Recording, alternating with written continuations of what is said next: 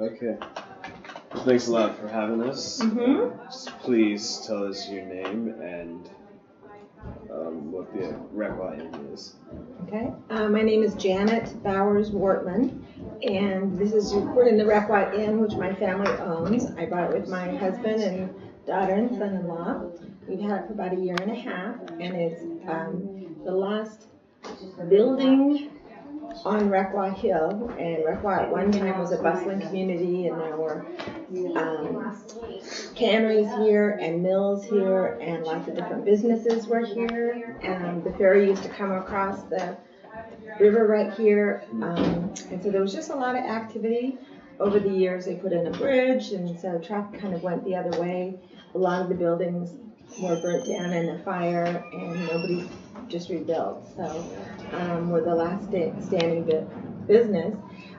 It's on the Yurok Reservation, and my family are Yurok tribal members, and this is the first time that the inn has ever been owned by a Native American. I belong to this hill through my mother's mother, and her family were the Brooks family, and they had a plank home up the hill, which has been carbon dated about 700 years ago. So my family has lived on this hill at least for the last 700 years. And we recently had a landslide, and the whole community came down and ate dinner with us. In 1964, when there was a flood, the school washed out, and so this was the school for a number of months until they built a new one. So just over the years, it's been that place. It's been where people come, and if there's a disaster, if there's a celebration, then they come to the Requa Inn, and we're hoping to continue that, certainly. You mentioned the community.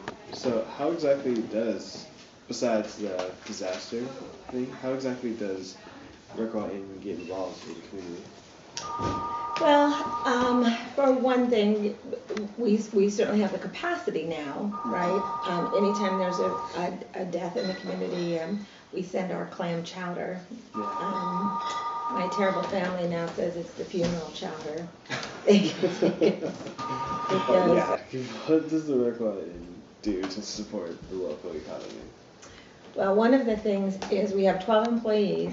10 of those are local tribal girls. So it's not a written policy, certainly, but it just has turned out that way, that we have mostly Native girls that work here. We also buy the Native hats from the girls. Some Gensaw girls that do crocheted hats, we buy those from them. Our kitchen buys as much organic as we can.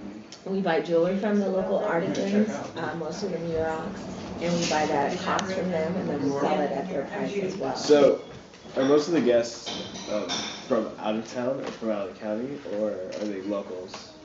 The past owners did not feel like they wanted a local presence. They didn't feel like that was their target market. We certainly do feel like it's one of our target markets.